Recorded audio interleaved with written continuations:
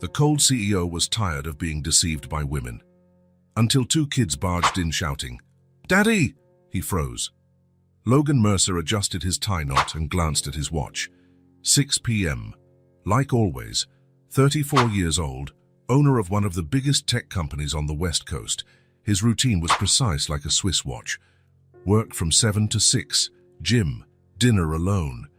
Sleep by 10, no surprises, no setbacks, no one wanting anything from him.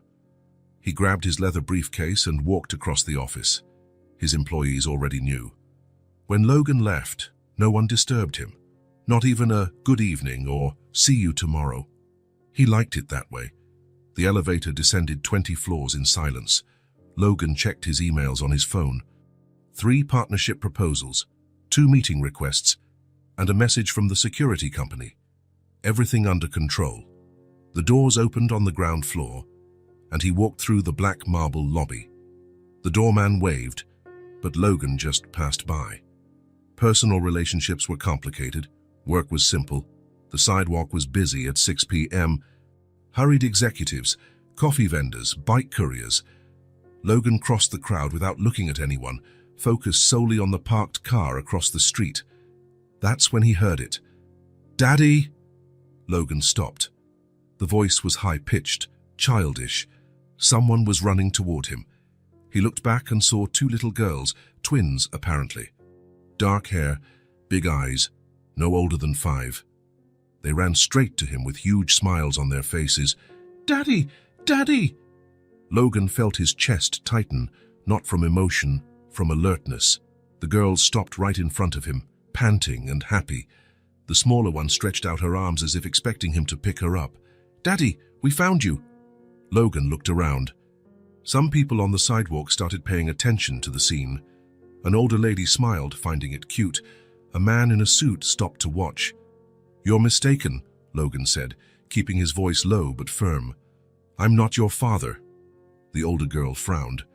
"Of course you are. We saw you in the photo." "What photo?" Logan shook his head, even before she could answer. It didn't matter what photo, this was clearly a setup. "You two go home, now." "But Daddy, I'm not your dad." His voice came out louder than intended. Some people turned around. Logan felt his face flush. He hated being the center of attention. The girls exchanged confused looks. The smaller one was almost crying. "But you look just like the photo," she whispered. Logan took a deep breath. He needed to get out of there, fast. "Listen carefully. I don't know who you are, where you came from, but I'm nobody's father. Leave before I call security." He turned his back to them and walked toward his car. He heard a quiet sob behind him but didn't look back. He couldn't. But before getting into the car, Logan glanced around and saw Marcus, his personal driver, leaning against the wall of the neighboring building. The man always stayed close when Logan left work, just in case. Logan waved. Marcus approached immediately. "Yes, Mr. Mercer." "Do you see those 2 girls on the sidewalk?" Marcus looked in the direction indicated. The 2 children were still standing in the same place, looking confused. "Yes, sir." "Follow them. Find out where they live, and with whom." Marcus frowned but didn't question. 5 years working for Logan had taught him not to ask unnecessary questions. "Is there anything specific you want to know?" "Everything. Who the parents are, where they live, how long they've been in the city, and especially who sent them to me." "Sent them?" Logan opened the door of his Mercedes. "Someone is trying to scam me, Marcus, and they used 2 kids for it." He got into the car and started the engine. In the rearview mirror, he saw Marcus discreetly walking toward the girls. Logan knew the pattern. There was always someone trying to take advantage of him. Ex-girlfriends inventing relationships that never existed, people pretending to be distant relatives, employees making up stories to get raises. But using children, that was new and low, even by the standards he had seen. He pressed the accelerator and drove away from the building. Marcus was competent and discreet. In a few hours, he would know exactly what was going on. He turned on the radio to push away his thoughts, but the girls' voices kept echoing in his head. "Daddy, we found you." He shook his head. He wasn't going to fall for that. He had fallen for setups before when he was younger and more naive. people approaching pretending genuine interest, only to later ask for money, favors, connections. He learned the hard way that everyone wanted something, and those pretending not to want were even more dangerous. Traffic was slow. Logan drummed his fingers on the steering wheel, impatient. He wanted to get home, take a shower, forget the day, but every time he closed his eyes, he saw those girls' faces, the way they smiled when they saw him, as if they really knew him. Professionals, he muttered to himself. Whoever's behind this trained them well, because that was what bothered him the most. It wasn't just that two kids had called him daddy, it was the natural way they did it, the genuine joy in their eyes. They almost made him doubt himself for a second. Almost. Logan Mercer didn't doubt anything, especially when it came to people trying to manipulate him. In a few hours, Marcus would have the answers he needed. Then he'd know exactly who was behind this. Nobody used children to try to deceive him. Nobody. Logan got home at 8 p.m. The apartment was exactly how he liked it. Minimalist and organized, quiet. Every object in its place, every surface clean. No clutter, no memories scattered around, nothing reminding him of people. He threw his briefcase on the black leather couch and went straight to the kitchen. Opened the fridge and grabbed a beer, the usual ritual. But today something felt different. He couldn't stop thinking about those girls. He sat on the couch and turned on the TV, but the sound was just background noise. His mind was elsewhere, digging through memories he preferred to keep locked away. Sarah. The name came out of nowhere, like a punch to the stomach. Sarah had been the first. 22, freshly graduated, full of dreams and plans for the future. She was beautiful, smart, fun, said she loved him. For 6 months, Logan believed he'd found something real, until he found out Sarah was really interested in his family's money. Not him, never him. Logan took a sip of beer and tried to push the memory away, but it came back full force. The argument, her fake tears, the excuses that convinced no one. "You never trust me," she had yelled in the end, and Logan had replied, "Because you gave me reasons not to." After Sarah came Amanda, then Jessica, then Vanessa. They all followed the same pattern, approaching him with smiles and promises, saying they understood him, loved him for who he was, not what he had. Lies. They all wanted something. Money, connections, status, opportunities. Some were subtle, others direct. But in the end, there was always a hidden interest behind every affectionate gesture. Logan learned to recognize the signs, the way they touched him when asking favors, how they changed the subject when he talked about work, how their eyes sparkled when he mentioned investments or expensive trips. Every gesture hid an interest. That became his rule of life. When someone smiled at him, Logan wondered, what does this person want? When someone praised him, he thought, what's the intention behind that? When someone approached, his first reaction was to find out the plan. Because there was always a plan, always. Logan finished his beer and went to get another. Passed by the living room shelf and saw a photo of himself with his parents, taken years ago. He was younger, more naive. Still believed people could be genuine. What a fool. His phone rang. Logan looked at the screen. Marcus. Found anything? I did. Mr. Mercer. Do you want me to come over or explain over the phone? Come here. Logan hung up and went to the window. The city sparkled below, full of people probably lying to each other at this very moment, pretending feelings they didn't have, promising things they wouldn't keep. 20 minutes later, Marcus rang the doorbell. Come in, Logan said, opening the door. What did you find out? Marcus pulled a notepad from his pocket. The girls' names are Jolie and Mira, 5 years old, twins. Logan crossed his arms. Go on. They live with their mother in a simple house on the west side of town, lower middle-class neighborhood, nothing fancy. And the father? Apparently no father around. At least I didn't see any man going in or out of the house. Logan frowned.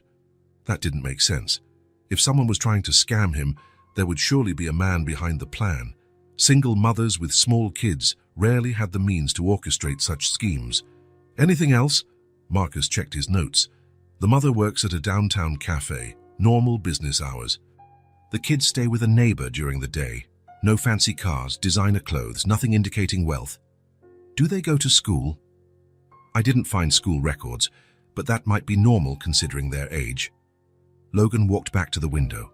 Something was wrong. People who scam millionaires don't live in simple houses or work in cafes. Marcus, are you sure there's nothing suspicious? No strange activity? No one watching the house?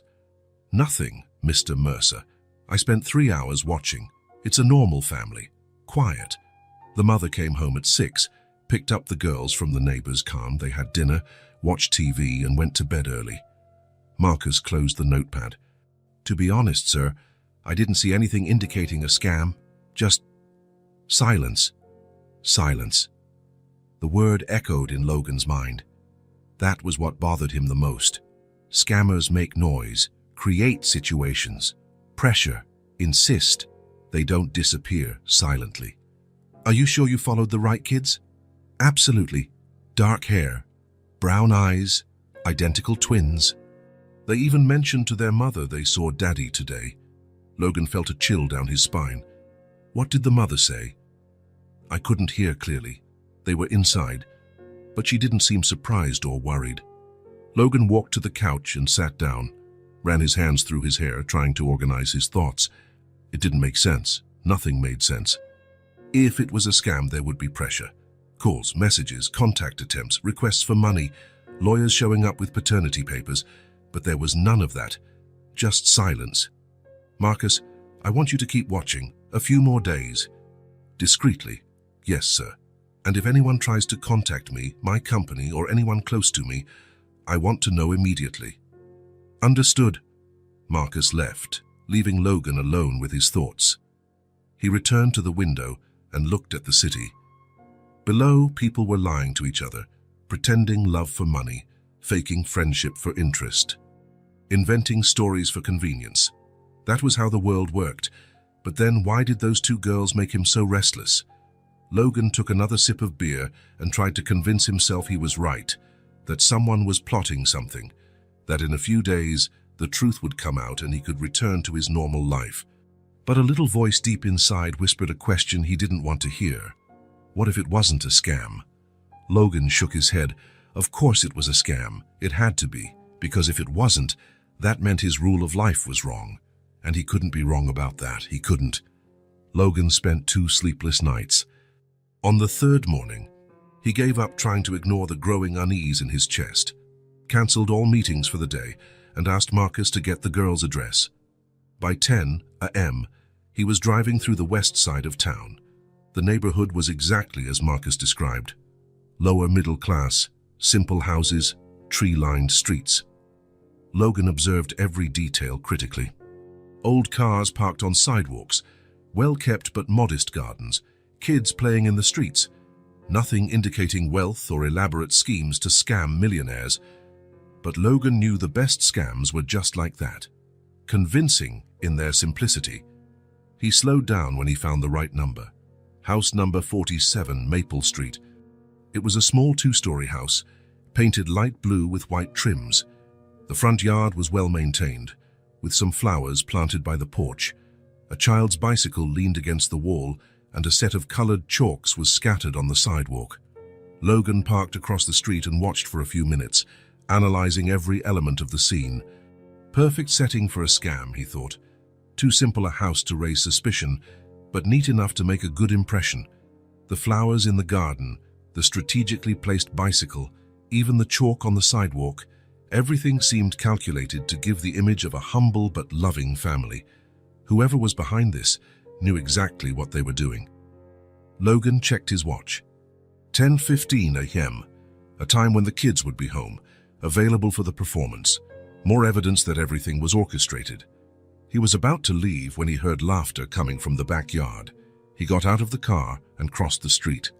The side fence was low enough to peek over, and there they were. The 2 girls sitting on the ground playing with bottle caps and pieces of string. The smaller was trying to tie the string around a cap, while the other had already made a sort of makeshift yo-yo. "Look, Mira, I made it spin. Let me try." They laughed as the cap slipped from the smaller one's hands and rolled across the yard. Logan watched coldly. Well-trained kids, he thought, playing with simple objects to project an image of innocent poverty. The performance was rehearsed down to the smallest detail, but he had to admit, whoever trained them did an excellent job. They seemed genuinely absorbed in the game. That's when the older one looked toward the fence and saw him. Mira! Look! The two dropped the caps immediately and ran to the fence, huge smiles on their faces. You came back, said the smaller one, stretching her arms toward him. We knew you'd come back, added the other. Logan kept a neutral expression. The kids were good actors, he had to admit.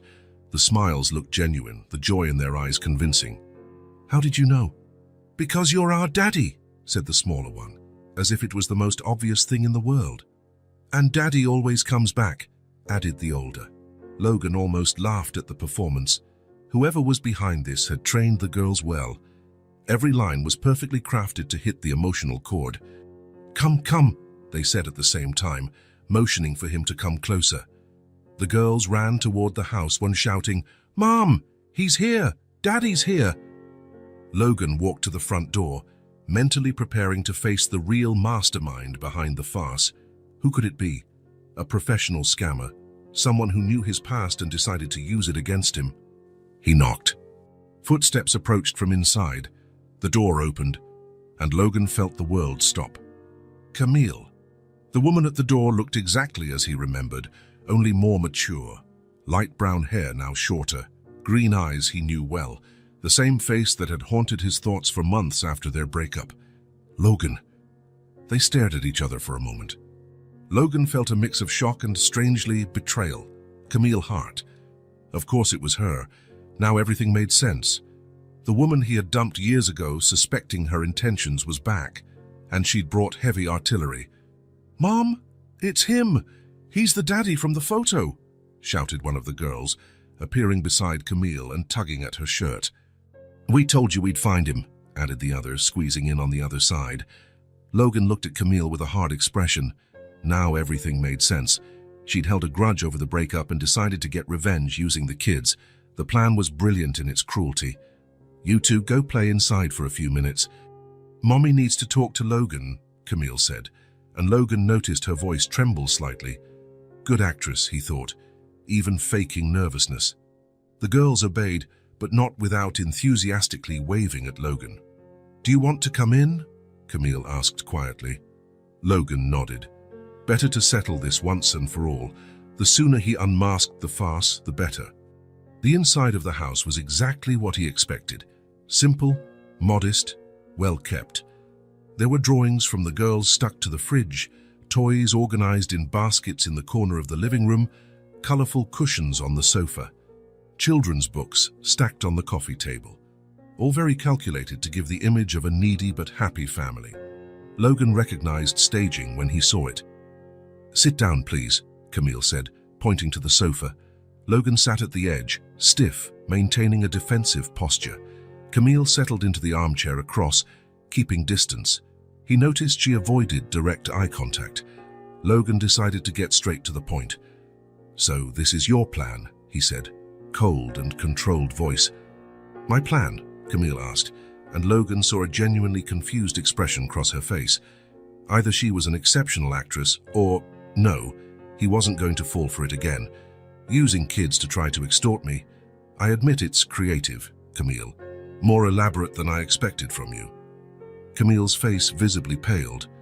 Logan, you don't understand. They are what, my daughters? Logan laughed bitterly. Please, do you think I'm stupid? They are your daughters, Camille said, voice growing firmer. But Logan detected a tremor beneath the determination. Of course they are. And you decided to show up now, 5 years later, because I didn't show up. They came looking for you. Logan stood and started pacing the room, analyzing every object, every picture on the wall. Everything seemed too authentic. What kind of scammer would invest so much in set design? Let me guess the story you made up, he said, stopping in front of a shelf with children's books. You found out you were pregnant after we broke up. Tried to reach me, but I wouldn't listen. So you decided to raise them alone. Spent years fighting, working hard, being a heroic mum. Now that they're older, you thought it was time to introduce me to my daughters. Logan turned to face Camille. What are you waiting for? Back child support, money for education, a better house? Or will you just ask for a lump sum to disappear? Camille was silent for a long moment, and Logan saw tears forming in her eyes. Once again, the performance was convincing. "It's not like that," she said quietly, voice almost breaking. "Not like that? Then explain it to me. And please spare me the drama." Camille took a deep breath, clearly trying to control herself. "You ended things with me, Logan. Said I was trying to take advantage of you. That all women did that. And I was right, apparently."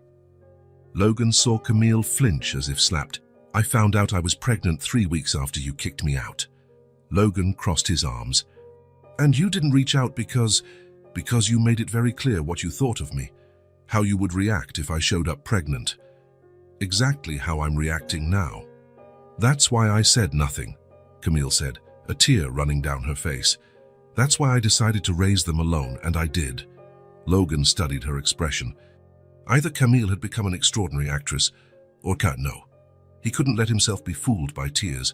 He'd fallen for that before. "For 5 years you planned this moment." "For 5 years I tried to forget you." Camille's voice came out louder than she intended.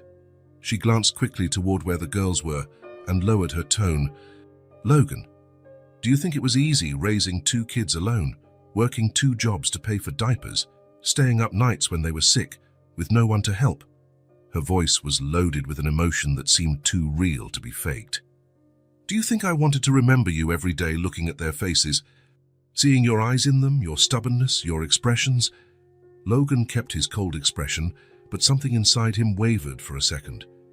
"Then why did they come looking for me now?" Camille wiped her eyes with the back of her hand. "They found a picture of you in an old box, asked who it was. I told them it was their dad, and then they came up with the plan together." There was no plan. The frustration in Camille's voice seemed genuine. "They got curious, searched your name on the internet, found articles about your company, decided to find you on their own." 5-year-olds don't decide things like that, Camille. Someone planted that idea in their heads. Nobody planted anything. They just wanted to meet their dad. And you did nothing to stop them. I tried to dissuade them, explained you were very busy, that maybe you wouldn't want to meet them. Sure you did." At that moment, the girls appeared at the living room door. Logan noticed they looked genuinely worried about the tone of the conversation.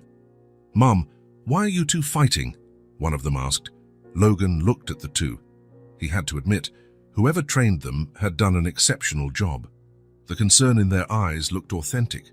"We're not fighting, sweetheart," Camille said, forcing a smile that fooled no one. "We're just talking about grown-up things. Can you play with us?" asked the other girl, looking directly at Logan. Logan studied them. There was something in their expressions that bothered him. They didn't seem to be acting. They seemed truly innocent, but he couldn't be fooled. Not again. "Maybe later," Logan answered coldly. The girls looked disappointed but went back to the other room. "Logan," Camille began, but he interrupted her. "I want a DNA test," he said, looking directly at her. Camille didn't seem surprised by the request. "Of course. Take as many tests as you want." The promptness of the response caught him off guard. Scammers usually resisted tests, tried to buy time. "Sign, I'll schedule it for this week." "No problem." Logan headed to the door but stopped.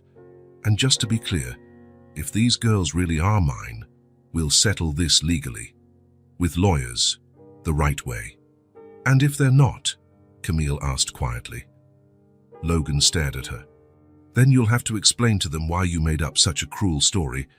Camille closed her eyes for a moment, as if trying to hold herself together. "They'll get hurt if you just disappear again, Logan. Then you should have thought about that before starting this farce." "It's not a farce," she said, voice almost a whisper. Logan walked toward the door. Camille followed, keeping her distance. On the porch, she tried once more. "Logan, I know you don't believe me. I know you think this is some kind of scam. But please, don't hurt these girls because of what you think of me. If they really are my daughters, I'll do what's right, legally. And if you find out they really are your daughters, what will you do then?" Logan stopped halfway down the stairs. "I'll take financial responsibility." "Only financial?" Logan didn't answer. He went down the rest of the steps and walked to the car. Before getting in, he looked back. Camille was on the porch, eyes red. The girls appeared beside her, drawn by the movement. "Bye, Daddy," they shouted, waving. "Come back soon." Logan got in the car without waving back. Driving home, he tried to organize his thoughts. Camille seemed different from how he remembered, more mature, stronger, and there was something in her tears that seemed too real, but he couldn't trust his own instincts. He had been fooled before by women who seemed genuine. One question hammered in his mind. Why had Camille accepted the DNA test so easily? Scammers usually tried to avoid concrete proof, bought time, made excuses, changed the subject, but Camille hadn't hesitated even for a second. Logan shook his head, pushing doubts away. Women like Camille were experts at faking emotions. She had probably rehearsed every tear, every gesture of pain. He wasn't going to fall for it again. He wasn't. The envelope arrived Monday morning.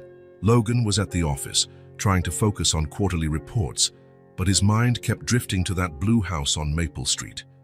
It had been 3 days since the visit, 3 days avoiding thinking about the possibilities.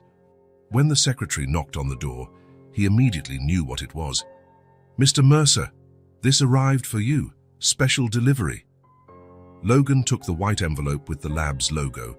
His hands trembled slightly as he tore the seal. For a moment, he hesitated.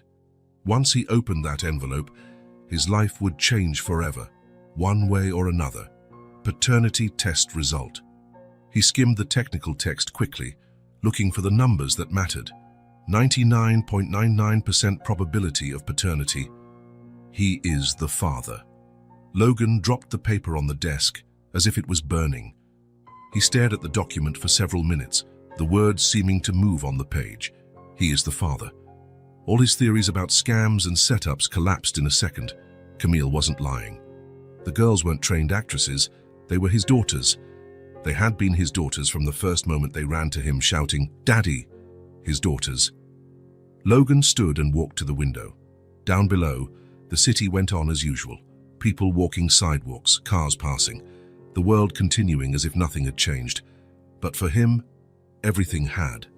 There were 2 people in the world carrying half his genes, existing because of him, who had spent 5 years waiting to meet him, and he had rejected them. Worse, he had accused their mother of making up a cruel farce. He had looked at 2 innocent children and seen lies where there was only love. Logan returned to his desk and reread the result. 99%. There was no doubt. Jolie and Mira were his daughters. He picked up the phone and cancelled all his appointments for the day, cancelled the afternoon meetings, told his secretary to reschedule everything for the rest of the week. He needed to go back to that house. He needed to apologize. The word sounded strange even in his own mind. Logan Mercer didn't apologize. Logan Mercer was always right, always one step ahead, always knowing what people really wanted. But Logan Mercer had also never found out he was the father of 2 5-year-old girls. He drove to Maple Street in complete silence, no music, no calls, just him and his thoughts. He rehearsed mentally what he was going to say. How do you apologize for accusing someone of using kids to extort you? How do you explain 5 years of absence? How do you ask forgiveness for rejecting your own children? There was no manual for that, no business protocol that prepared him for that moment.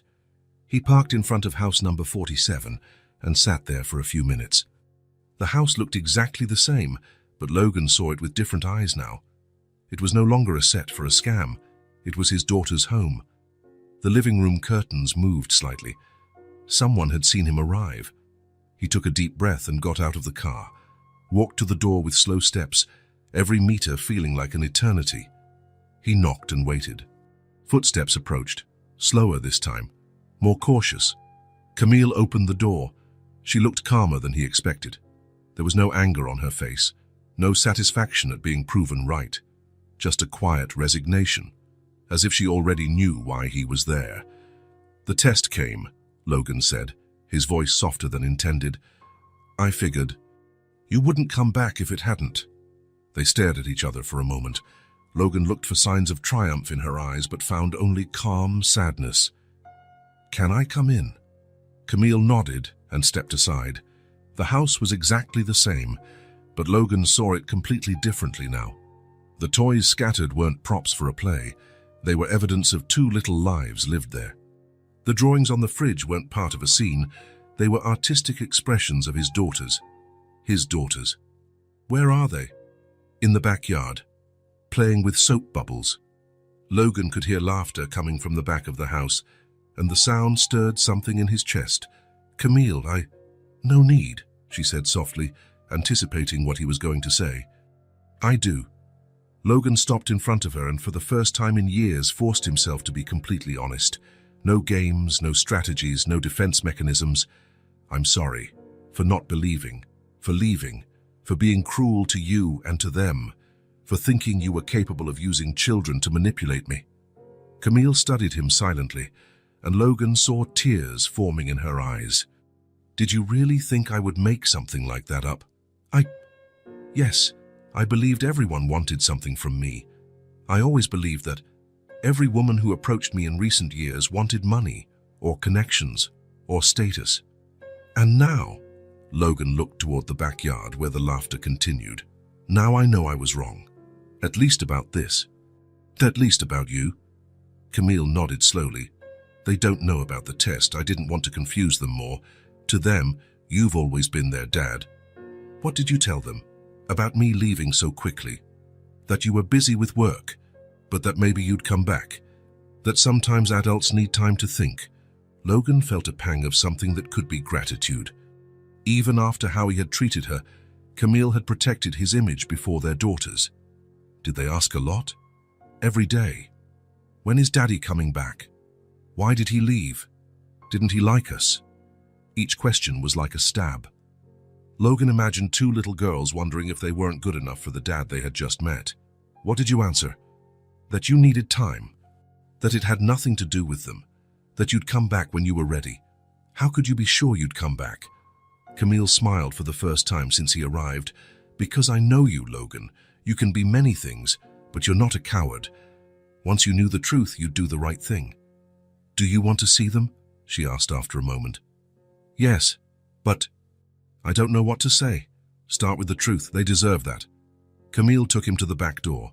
In the yard, Jolie and Mira were chasing soap bubbles, trying to pop them before they hit the ground. They were wet, grass-stained, laughing loudly. Logan watched them for a moment, trying to absorb the scene. These were his daughters. Half of each of them came from him. "Girls," Camille called, "you have company." The two stopped running and looked toward the house. When they saw Logan, their faces lit up in a way that completely disarmed him. "You came back," shouted Mira, dropping the bubble container and running toward him. "We were playing with bubbles," said Jolie, coming closer more slowly but with the same huge smile. "Want to play with us?" Logan crouched in front of the two, getting to their eye level. Up close, he could see his features in their faces. Jolie's eyes had the same shape as his. Mira's stubborn chin was identical to his. "Girls, I need to tell you something important." They stopped immediately and paid attention, noticing the seriousness in his tone. I didn't believe you when you said I was your dad. I thought it was a lie." "But it wasn't a lie," Mira said, confused. "We showed the photo. I know that now. And I'm sorry for not believing.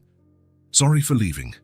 Logan took a deep breath, trying to find words a 5-year-old could understand. "I don't know how to be a dad. I've never been a dad before. Never even thought about it. But if you'll let me, I want to try. I want to learn." The girls looked at each other for a second and then smiled. "Of course you can," said Jolie. "You're our daddy," Mira added, as if it was the most obvious thing in the world. And then, for the first time in his life, Logan hugged his daughters. It was awkward. He didn't know where to put his arms, how to squeeze without hurting, how long to hold. One girl was wet from playing, the other had grass stuck to her clothes, but it was sincere, it was real. The girls snuggled against him as if it was the most natural thing in the world, as if they'd been waiting for that hug for 5 years. "Are you staying for lunch?" Mira asked as they parted. Logan looked at Camille, who nodded. "I'll stay." And he did. He ate ham and cheese sandwiches at the small kitchen table while the girls babbled about everything and nothing. They talked about the neighbor who had a fat cat named Whiskers, about the cartoons they liked to watch, about how they wanted to learn to ride bikes. Logan just listened, trying to absorb every detail, every voice inflection, every gesture. He was truly meeting his daughters for the first time. After lunch, the girls insisted on showing the drawings they'd made during the week. Logan sat on the living room floor and looked at each carefully, asking sincere questions about the colors chosen and the characters drawn. "This is our family," Jolie said, showing a paper with 4 stick figures. Logan looked at the drawing. This time, there was a male figure in the family. Tall, wearing a tie, next to 3 smaller figures, 386. "When did you make this?" "Yesterday," Mira replied. "After you left the first time. We always knew you'd come back," added Jolie. "Family always comes back." Logan felt something tighten in his chest. These girls had faith in him that he didn't deserve. At 4 p.m., Logan realized he had to leave. He had a company to run, employees waiting for decisions.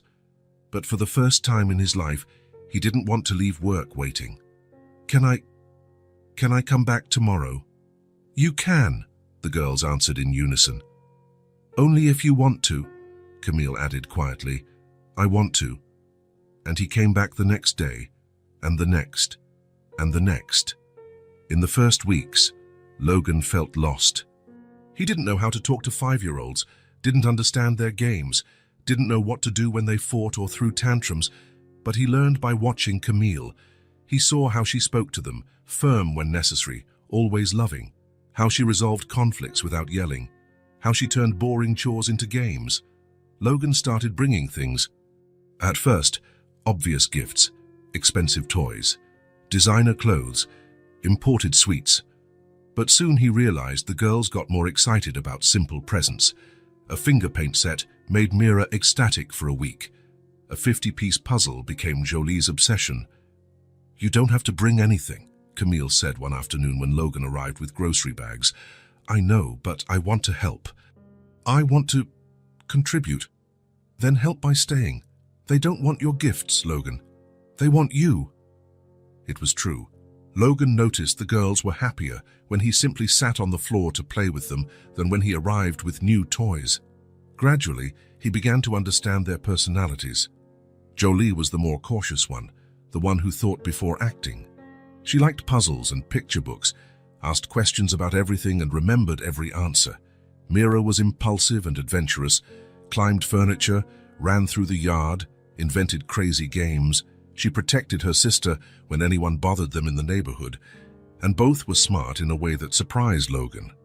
Made connections he didn't expect, had opinions on complex topics, created creative solutions to simple problems. 1 month after the first visit post-test, Logan was sitting in the yard watching the girls play when Mira came up and sat beside him. "Daddy, can I ask you something?" Logan still got startled every time they called him Daddy, but he was starting to like the sound. "Sure. Why did you take so long to come meet us?" The question caught him off guard. He looked at Camille, who was on the other side of the yard with Jolie, but she hadn't heard. I didn't know you existed. Mum said she tried to tell you about us when we were babies." Logan frowned. "When did she tell you that?" "When we asked why you didn't live with us. She said she told you about us when we were little, but you were too busy." Logan looked at Camille again. She had lied to the girls to protect him. "Mom lied," he said quietly. Mira looked at him wide-eyed. "Mom doesn't lie. This time she did, to protect me." Logan took a deep breath. "The truth is, your mum tried to tell me about you, but I didn't believe her. I thought she was making it up." "Why?" "Because I'm an idiot sometimes," Mira laughed. "Everyone is an idiot sometimes." Jolie said I'm an idiot when I eat sand. "You eat sand?" "Just a little, to see what it tastes like." Logan smiled genuinely for the first time in a long while. "Daddy?" "Yes? We just wanted to meet you. Mum didn't talk much about you." Logan felt something stirring in his chest. "What did you want to know?" "Everything. What you were like as a kid. If you liked to play. If you were like us." Jolie came closer, sensing this was an important conversation. "We wanted to know if there was something in you that was also us," she said softly. Logan looked at the two girls. For the first time in weeks, he didn't try to think of a smart or socially appropriate answer. He just told the truth. "There is," he said. "Ma'am, there's a lot." "What?" "You're stubborn. I am too. You ask a lot of questions. I did too when I was a kid." "And what else?"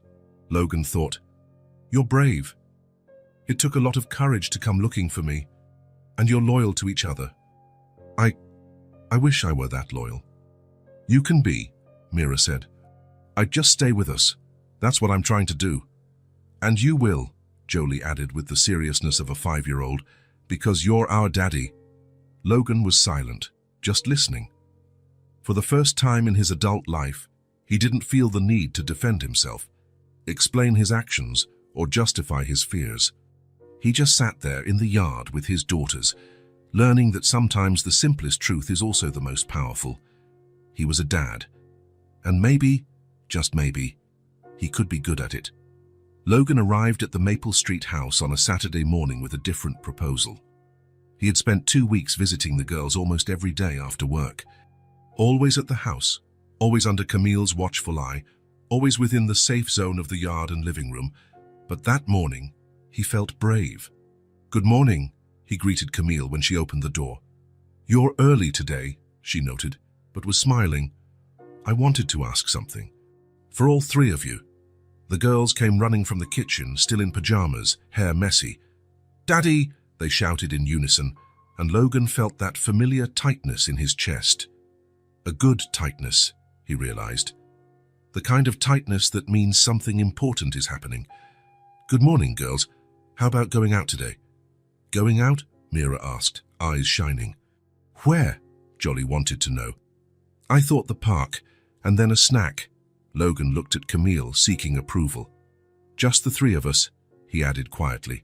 Camille hesitated for a second. Logan understood.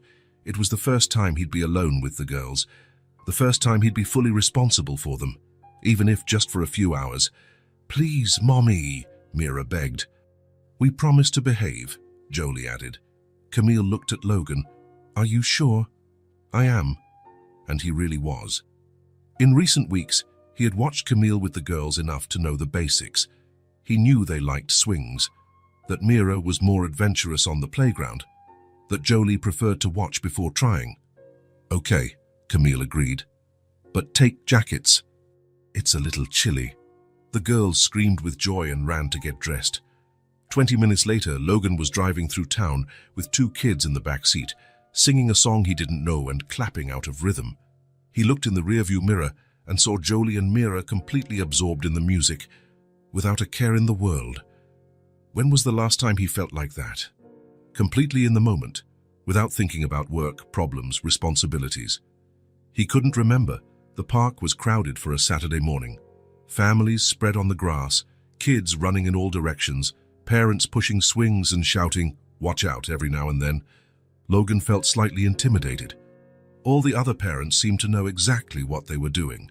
"Where do we go first?" he asked. "Swing," Mira shouted. "Seesaw," Jolie said at the same time. They looked at each other and laughed. "Swing first," Jolie decided, "then seesaw." Logan followed them to the swings area, watching how they ran fearlessly, as if the whole world belonged to them. "Do you know how to push a swing?" Mira asked, already climbing into one of the seats. "I think so," Logan answered, positioning himself behind her. "Not too hard," Jolie warned, climbing onto the swing next to her. "Mira likes it hard, but I don't." Logan pushed Mira first, gently. She laughed. "Harder." He pushed a little harder. She screamed with joy. "More!" Logan looked at Jolie, who was swinging slowly, content with the gentle motion. "Everyone is different," he murmured to himself. "What?" Jolie asked. "Nothing, just thinking out loud." For 40 minutes, Logan pushed swings. Then they went to the seesaw. Then the slide. Mira climbed up running and slid down screaming. Jolie climbed slowly and slid down quietly, laughing. Logan stayed under the slide, ready to catch anyone who lost balance. They didn't. They were much more coordinated than he imagined, but he liked being there, liked being needed. "Daddy, come play with us," Mira shouted from the top of the slide. "I don't fit up there." "Of course you do. Come." Logan looked around. There were some parents at the playground, but none climbing on the equipment with their kids. "Go on, Daddy," Jolie encouraged. "You're brave. You're brave." Logan climbed the little ladder of the slide, feeling ridiculous. His long legs barely fit in the space meant for kids. But when he got to the top and saw the girls laughing at him, he didn't feel ridiculous anymore. He felt included. "Now go down," Mira commanded. Logan slid down, legs bent awkwardly, trying not to knock over any kids on the way. The girls laughed so much that other children came to see what was happening. "Look, his daddy is playing on the slide," a girl said admiringly. Logan felt a strange pride. After the park, they went to a small diner across the street. Logan let the girls choose what they wanted to eat. Mira ordered pancakes with chocolate syrup. Jolie ordered grilled cheese sandwich. "And to drink?" the waitress asked. "Apple juice," they both said together. Logan ordered coffee and watched the girls eat. Mira smeared her whole face with chocolate syrup. Jolie ate meticulously, one bite at a time. "So is it good?" he asked. "Very," Mira answered with her mouth full. "The best sandwich in the world," Jolie declared. Logan smiled. It was probably an ordinary sandwich, made with ordinary ingredients in an ordinary diner, but to Jolie, it was the best in the world. When was the last time he thought something was the best in the world? "Daddy, aren't you going to eat anything?" Mira asked, noticing he was only drinking coffee. "I'm not hungry." "Want a bite of my pancake?" Mira held out her fork with a dripping piece of chocolate syrup. Logan hesitated. The pancake was messy, the fork probably covered in kids' saliva, but he took it anyway. "It's good," he said. And it was true. "I know," Mira said proudly. "I pick pancakes very well." After the snack, they went back to the park. The girls wanted to play on the grass, so Logan sat while they invented a game where they were explorers looking for treasures. "You have to help us," Jolie said. "You're the map. How am I a map?" "You say where the treasure is," Mira explained, as if it was obvious. Logan looked around and pointed to a distant tree. "The treasure is buried near that tree." The girls ran off. Logan followed, watching how they examined every leaf, every twig, completely absorbed in the game. They found a shiny little stone. "Toys, it's a diamond," Mira announced. "We're going to be rich," Jolie agreed. "We'll split it 3 ways," Mira decided. "1 piece for me, 1 for Jolie, 1 for Daddy." Logan looked at the ordinary stone they treated like a diamond. "Thank you," he said seriously. "I'll keep it very carefully." They played for another hour, chased butterflies, made flower crowns. Tried to teach Logan to do somersaults. He couldn't. When it started to get cold, Logan suggested going home. "Already?" Mira complained. "Your mom is waiting," Logan said. In the car, the girls were quieter, tired after a full day of playing. Jolie started to doze in the back seat. When they arrived at Maple Street, Camille was on the porch waiting. "How was it?" she asked. "It was perfect," Mira replied, jumping out of the car. "We played on the slide and Daddy played too," Jolie added, more awake now. "We found a diamond." Mira showed the little stone. Camille smiled and looked at Logan. "A real diamond, impressive." "It was quite a day," Logan said. The girls ran inside to tell their mom all the details. Logan stayed on the porch for a moment, just breathing. There was something different about him, something he couldn't name. Jolie ran back and stopped in front of him. "Daddy?" "Yes."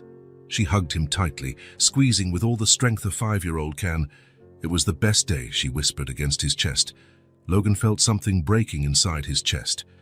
Something good breaking, like a wall he didn't know existed had crumbled. He hugged Jolie back, and this time it wasn't awkward, it was natural. "Me too," he said quietly. And it was true. When Jolie let go and ran back inside, Logan stood on the porch for a few more minutes. Camille approached. "Are you okay?" Logan looked at her and smiled. A genuine smile, unlike any he'd given in years. "I am," he said. And for the first time, he didn't try to analyze what he felt, didn't look for second intentions or hidden agendas, didn't question if he was making the right decision. He just knew, with a certainty that came from somewhere deep inside. that he didn't want to be away anymore, didn't want to miss a single day of his daughter's lives, didn't want to be a stranger to the two people who called him Daddy so naturally. Camille? Yes? Can I start coming every day, not just some days a week? Camille studied his face. Are you sure? Absolutely. Then yes. They'll love that. Logan nodded and walked to the car. Before getting in, he looked back and saw two loving faces at the living room window waving at him. He waved back and drove home, knowing his life had changed forever.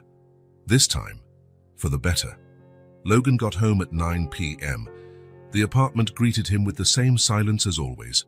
White walls, minimalist furniture, clean surfaces with nothing out of place. Everything exactly how he liked it, or how he used to like it. He tossed his keys on the metal tray by the door and stood in the entrance hall, just listening. Silence. Absolute silence. He walked to the living room and sat on the black leather sofa, turned on the TV but left it muted, didn't want sound, just movement on the screen to break the stillness of the room. A few weeks ago, that ritual calmed him, coming home and finding peace in the emptiness. No noise, no chaos, no one wanting his attention or asking questions. But now the silence felt wrong. Logan got up and went to the kitchen, opened the fridge and stared at the neatly organized shelves, water, green juice, leftover Japanese food. Everything tidy, everything clean, everything lifeless. When was the last time he had eaten something homemade? When was the last time his kitchen served any purpose other than storing drinks and takeout? He closed the fridge and returned to the living room. The contrast was stark. A few hours ago, he was in a small, noisy diner, watching Mira smear chocolate syrup on her face and Jolie meticulously eating her sandwich. There was life there, movement, laughter, organized chaos. Here there was only emptiness. Logan walked to the window and looked down at the city, bright lights, cars passing, people living their lives. From where he was, everything seemed small and distant. He had always liked that feeling, being above it all, watching without participating, controlling without getting involved. But now he felt isolated. He returned to the couch and picked up his phone. There were 3 work messages, 2 meeting proposals for the next week, and a notification that his bank account had received dividends. Nothing requiring his immediate attention, nothing that made him feel needed. Logan put down the phone and looked around the room. Every object had been chosen carefully. The glass coffee table, modern lamps, imported rug. All expensive, all beautiful, all perfectly coordinated, all completely impersonal. There wasn't a single personal photo in sight. No open books, magazines tossed on the table, shoes forgotten in the corner. No evidence anyone really lived there. It was a magazine apartment. Beautiful to look at, impossible to live in. Logan got up and walked to the shelf that took up an entire wall of the living room. It was his only concession to personal decoration. Business books, some company awards, a 50-year-old bottle of Scotch whiskey, and a single photo. He took the silver frame and stared at the image. It was him 3 years ago on top of a skyscraper his company had designed. He was alone in the photo, standing on the edge of the helipad, the city sprawling behind him like a carpet of lights. It was his favorite photo. It represented everything he had achieved: success, power, independence. At that moment, he felt on top of the world, literally. Logan always looked at it when he needed to remember who he was, what he had conquered, how good it felt to be in control of his own life. But now, looking at the photo, he only saw a lonely man. Before, this silence protected me, he murmured to himself. Now, it pushes me away. It was true. For years, he had used silence as a shield. He'd come home after days full of people wanting something from him and found peace in emptiness. No one to impress. No one to distrust. No one to disappoint. Silence was safe. But it was also dead. Logan put the photo back on the shelf and walked back to the window. He remembered the noise at the Maple Street house, Jolie and Mira laughing, arguing, singing off-key, Camille in the kitchen preparing lunch, the sound of the TV on a cartoon, footsteps running down the hallway. Life happening. When was the last time he'd heard someone laugh in his house? When was the last time someone ran through his halls? Never. Since buying the apartment 5 years ago, it had been just him, alone with his thoughts, fears, need for control. Logan returned to the sofa and sat again, picked up the photo a second time. The man in the image looked confident, successful, satisfied, but Logan knew the truth. That day on top of the building, he felt empty. He had just broken up with a girlfriend he suspected was only interested in his money. He was surrounded by employees who agreed with everything he said. He had just closed $1 million deal that didn't excite him. Success, but no happiness. Power, but no purpose. Independence, but no connection. For the first time since taking that photo, it didn't represent victory. It represented isolation. Logan remembered Jolie's hug a few hours earlier. It was the best day, she had said, and it was true. For her, a simple day at the park and a pancake at an ordinary diner was enough for complete happiness. When was the last time Logan had felt that way? Completely satisfied with something simple. He couldn't remember. He had spent so much time building walls, protecting himself from people who might want to take advantage of him, that he ended up protecting himself from the possibility of something real. The phone rang. Logan looked at the screen. Work. Probably some problem that could wait until tomorrow, but someone considered urgent. He let it ring until it went to voicemail. 5 years ago, he would have answered immediately. Work was his priority, his obsession, his identity. But today he had discovered something more important than work. He had discovered what it meant to be needed. Not because he was rich or powerful, but because 2 little girls called him Daddy and really wanted him there. Logan got up and walked to the bedroom. It was as impersonal as the rest of the house. Made bed, everything in place, no evidence of a life being lived. He opened the closet and looked at the rows of identical suits. Black, grey, navy blue, all expensive, all perfect, all the same. When was the last time he had dressed for anything other than work? At the park today, he'd felt overdressed in his dress pants and shirt. The other families wore jeans and t-shirts, clothes for playing and getting dirty, living. Logan closed the closet and returned to the living room. He sat on the sofa and looked around again. Everything he had built, everything he owned seemed inadequate now.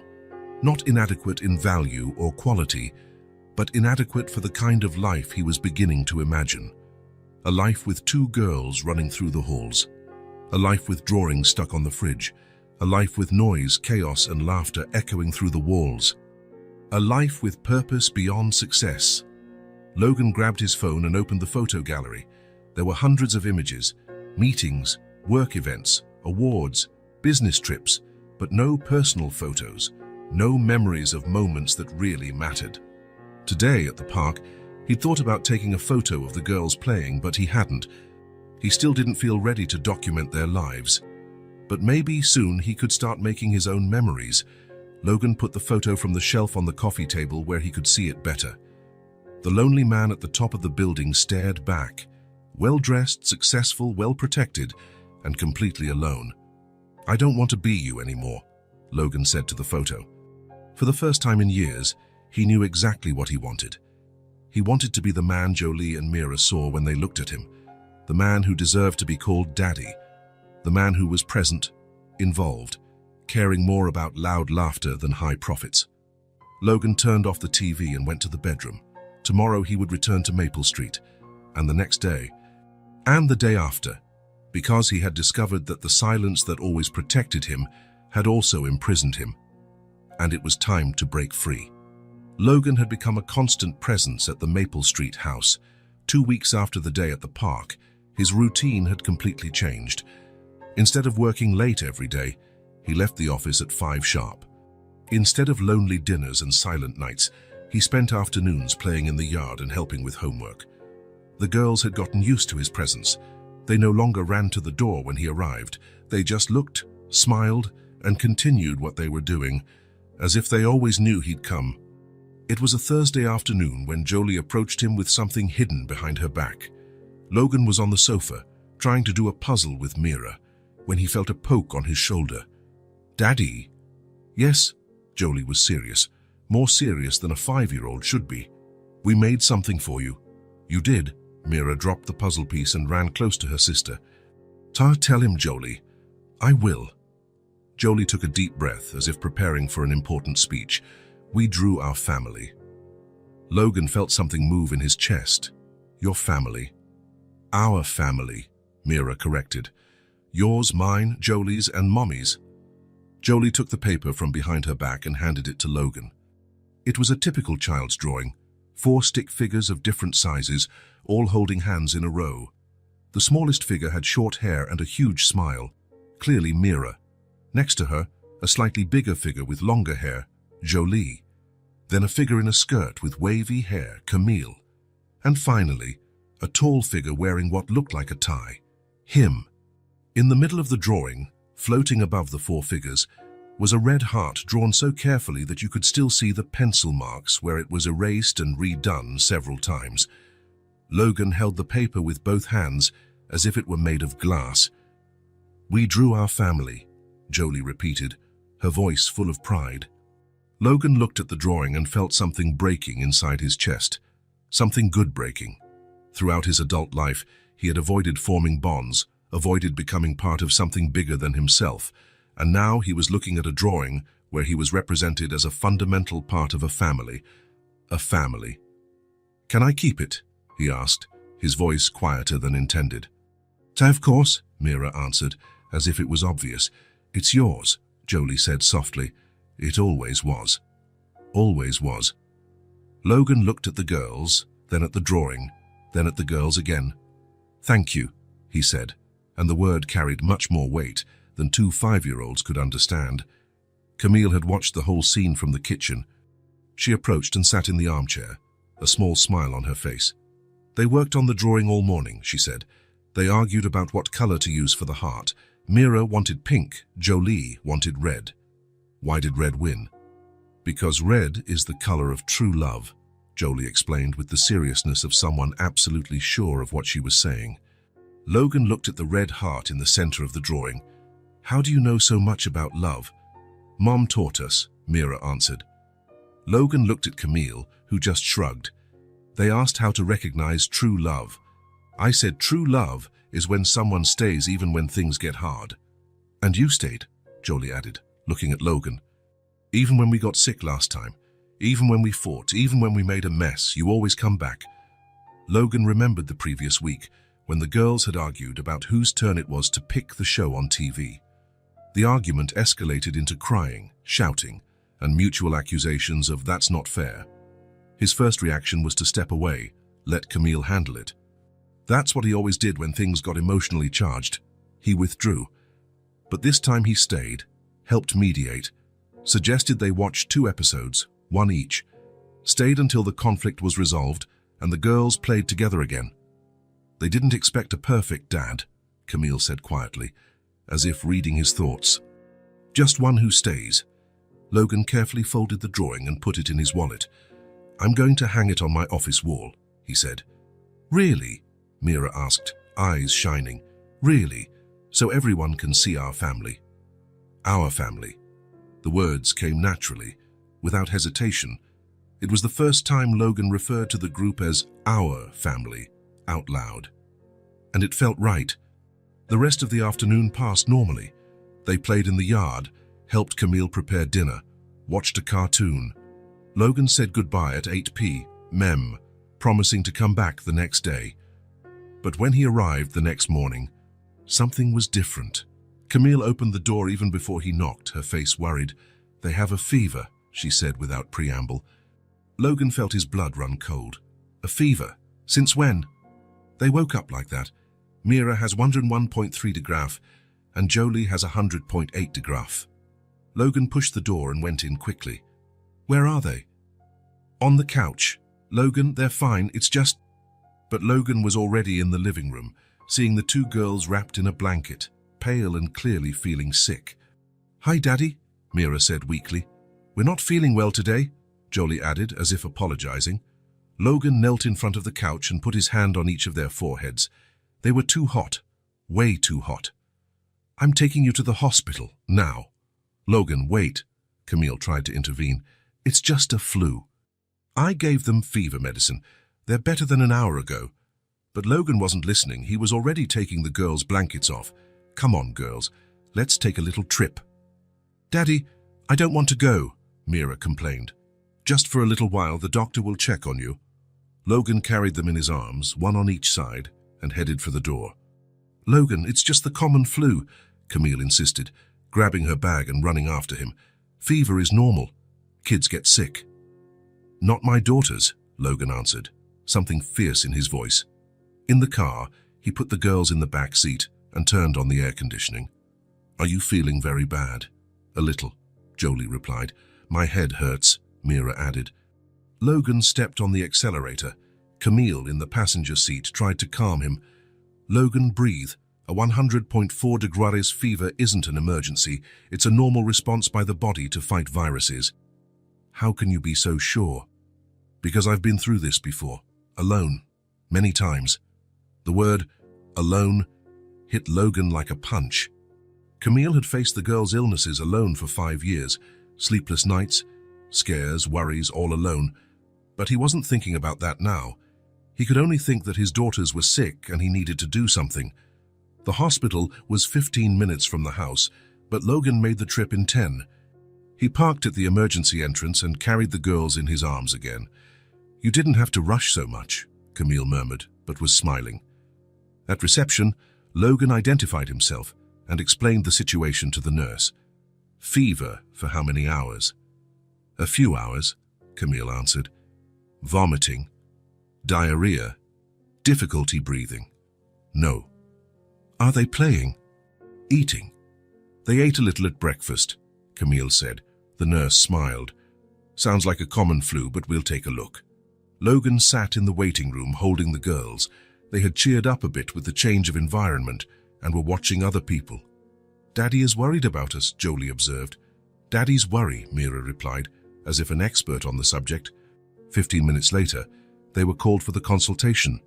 The doctor, a calm man in his 50s, carefully examined the girls, checked throat, ears, listened to lungs, checked lymph nodes. Common flu, he diagnosed. Seasonal virus. Very normal at this time of year. Logan felt such relief he almost sat down. Are you sure? Absolutely. Fever medicine when the fever bothers, lots of fluids, rest. In 3 days they'll be fine. No need for antibiotics. Tests, hospitalization? The doctor smiled. First-time dad. Yes, Logan admitted. Normal to worry, but they're fine. Really fine. On the way home, the girls slept in the back seat. Logan drove slowly, checking in the rearview mirror every few seconds to see if they were still breathing normally. Camille was quiet in the passenger seat. Do you think I overreacted? I think you care, she answered. A lot. Logan stopped at a red light and looked back. Jolie and Mira slept leaning on each other, steady breathing, faces finally without the sickly pallor. I've never been afraid of anything, he said softly. Until today. Welcome to fatherhood, Camille murmured. Is it always like this? This fear? Always. It gets better with time, but it never completely goes away. Logan resumed driving. How did you manage alone for 5 years? Because I had no choice, and because I knew they needed me whole, not panicked. Logan thought about that. Thank you for not stopping me from taking them to the hospital. You needed to be sure. I understand. Even if it was overreacting, Camille smiled. Logan, you found out you're a dad just a few weeks ago. You cut years of normal worries into a few intense weeks. It's natural to panic at the first illness. When they got home, Logan carried the sleeping girls inside and laid them on the couch. They didn't even wake up during the transfer. Camille covered them with a blanket and checked their temperatures again. The fever had gone down. They'll be fine, she said to Logan. I know, he answered. Now I know. But he stayed sitting next to the couch, watching them sleep. A few hours earlier, he looked at a drawing where he was represented as part of a family. Now he understood that being part of a family meant much more than being in a drawing. It meant caring, it meant being afraid. It meant that his own peace depended on the well-being of others. It was terrifying, and it was the best thing that had ever happened to him. After the fever episode, something changed in Logan. It wasn't a sudden or dramatic change. It was gradual. like a door that was ajar finally being thrown wide open. He started arriving earlier at Maple Street. Instead of punctual visits after work, he showed up at 4 p.m., sometimes even at lunchtime. He rearranged his entire schedule to have more free time, delegated responsibilities he used to insist on doing personally, cancelled unnecessary trips. "So the girls will think you live here," Camille joked one Friday afternoon, when Logan arrived with a bag of children's books and a watercolor kit. "That wouldn't be a bad idea," he replied, and something in his serious tone made Camille look at him more closely. Logan had become a dedicated student of fatherhood. He observed every detail of the girls' personalities, as if analyzing the most important project of his life. He found out Jolie was afraid of the dark, but too proud to admit it to anyone. On the nights he stayed for dinner, he noticed how she always found elaborate excuses not to go to her room alone after dark. "I need to get my teddy bear," she would say with forced naturalness. "I forgot to brush my teeth. I think I left the window open and the wind is blowing." "Want me to come get your teddy bear with you?" Logan would offer casually, pretending not to notice the pattern. "No need," Jolie would answer with dignity, but her eyes revealed immediate relief. "I'll come anyway. I also want to see how that drawing you were making yesterday turned out." And he followed, turning on all the lights along the way, making comments about the drawings stuck to the wall, about the books organized on the shelf, about anything to keep the conversation flowing until she felt safe enough. He never mentioned the fear, never made her feel weak. He was just there. With Mira, he learned she processed emotions through physical movement. When she was frustrated, sad, or confused, she didn't cry or throw tantrums like most kids. She started running in circles in the yard, as if she could run the feelings away. "Why is Mira running?" he asked one afternoon, watching the girl circle endlessly on the grass. "She had an argument with a friend at the neighbor's house," Camille explained, watching from the window. "The friend said she didn't know how to play with dolls right, that she was doing everything wrong. That's how she releases her feelings." Logan went down to the yard and watched Mira for a few minutes, trying to understand the process. "Can I run with you?" Mira stopped abruptly, surprised and breathless. "Do you know how to run for real?" "Of course I do. Race you to that big tree." For 15 minutes, Logan ran after a 5-year-old girl around the yard, making sure to let her win most of the races. When they stopped, both breathless and sweaty, Mira was smiling again. "I feel better now," she said, throwing herself on the grass with satisfaction. "Me too," Logan replied, sitting beside her. "Sometimes you just have to let the bad feelings out of your body."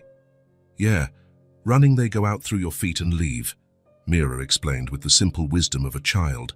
Logan smiled genuinely. "Makes perfect sense." Slowly, he built small but deeply meaningful traditions. Every Tuesday became official story time. Logan discovered he had a natural talent for storytelling, creating epic, elaborate adventures where Jolie and Mira were always the main heroines. They sat one on each side of him on the living room sofa, completely absorbed in stories of brave princesses and adventurous sisters. "Tell the one about the dragon who just wanted to make friends but nobody understood," Mira always asked. "No, tell the one about the princess who became an inventor and created a machine to make colorful clouds," Jolie asked at the same time. Logan told both Hess and a few others, adding new details to each version, creating a complex narrative universe where the girls were always clever, brave, and kind. Thursday became cooking day. Logan, who had never cooked anything beyond heating food in the microwave, invested time in family recipe books and online tutorials. He learned to make perfect pancakes, elaborate sandwiches with fun shapes, simple cookies, and even a basic chocolate cake. "You're becoming a real dad," Camille observed one Thursday afternoon, watching Logan teach Jolie to crack eggs with scientific precision, while Mira measured flour with the seriousness of a professional chef. Logan stopped what he was doing and looked around. Small flour-covered hands, completely messy countertop, batter splashes on the wall, laughter and lively chatter echoing through the kitchen. 6 months ago, all that mess would have made him deeply anxious. Now it seemed absolutely perfect. "See how good it is to have someone around," Camille said with a half-smile, gently wiping some flour from Mira's nose. Logan looked at her and didn't answer immediately, but his eyes said it all. Deep gratitude that she had allowed him into that life. Honest recognition that he had wasted 5 precious years. And something deeper, the complete understanding that he was exactly where he was supposed to be. "It's good," he said simply. "It's really good." It was on a rainy autumn Friday, 3 months after their first meeting at the park, that Logan made a decision he'd been maturing for weeks. He arrived at Maple Street with a folder of documents instead of the usual toys, a serious and determined look on his face. "Camille, I need to talk to you about something important." "Did something happen? You look worried." "Yes, something happened. I want you 3 to move." Camille's face visibly paled.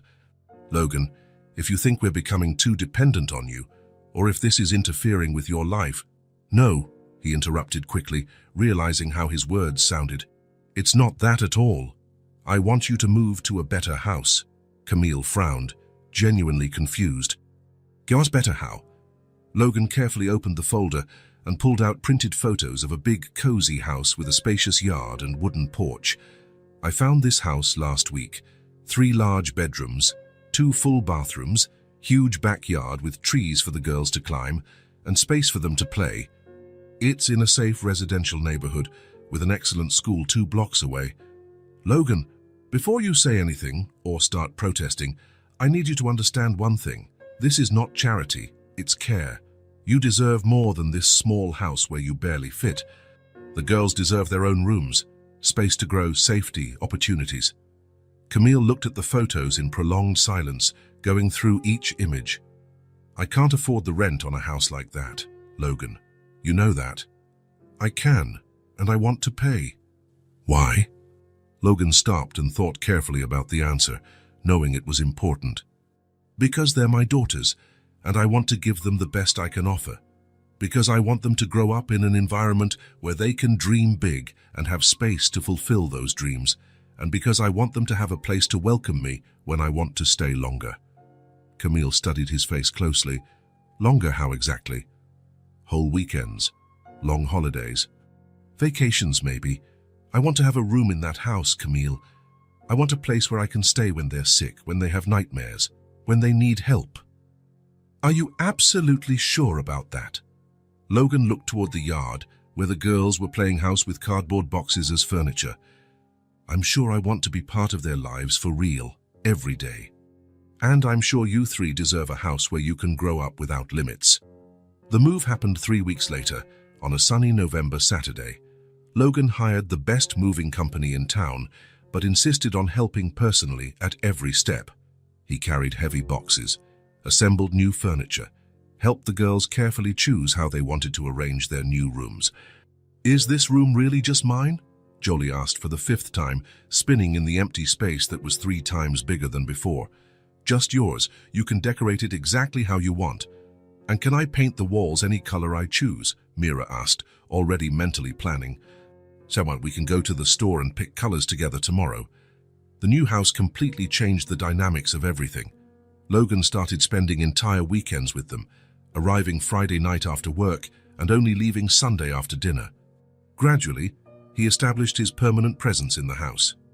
He had his own toothbrush in the bathroom, casual clothes hung in the guest room closet, his fixed spot at the kitchen table. The girls, now with enough space, emotional stability, and an established routine, finally started going to school. Logan made sure to personally attend the first day, helped pick out colorful, fun backpacks, enthusiastically bought all the required supplies, attended the parent meeting as if it were the most important event of his career. "This is our daddy," Jolie proudly introduced him to the teacher. "He teaches us how to make pancakes and tells the best stories in the world," Mira added, proudly nodding. The teacher smiled kindly. "You're very lucky." "We know," the 2 answered in perfect sync. Every Friday became a sacred ritual. When the girls came home from school, they ran straight to Logan to show their weekly notebooks, carefully done homework, drawings made in class, small and big achievements. "Look, Daddy, I learned to write my whole name without anyone helping. Look at this drawing of our family I made in art class. The teacher said my essay on my family was the best in the whole class."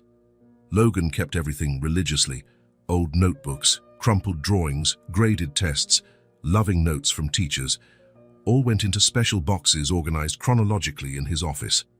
It was on a sunny December Sunday, 3 weeks before Christmas, that the moment happened Logan would never forget. They were in the big room of the new house, decorating a Christmas tree together.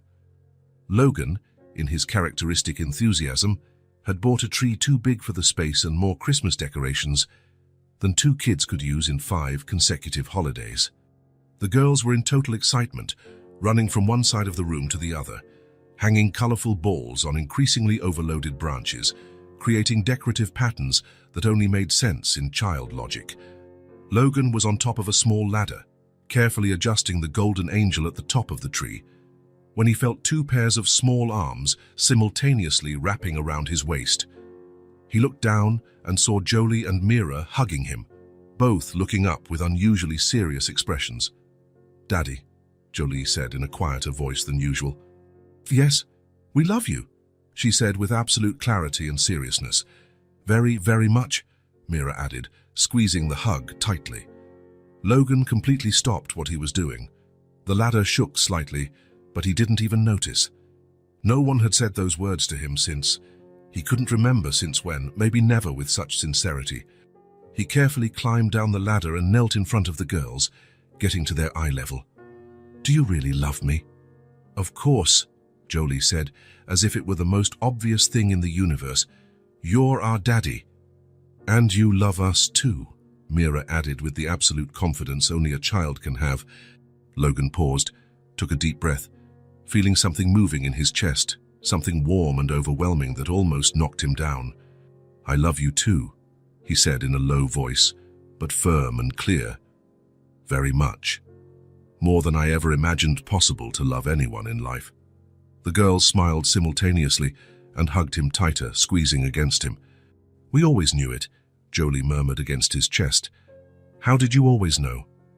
"Because you stayed," Mira explained with deep simplicity. "People who really love us stay, even when it's hard."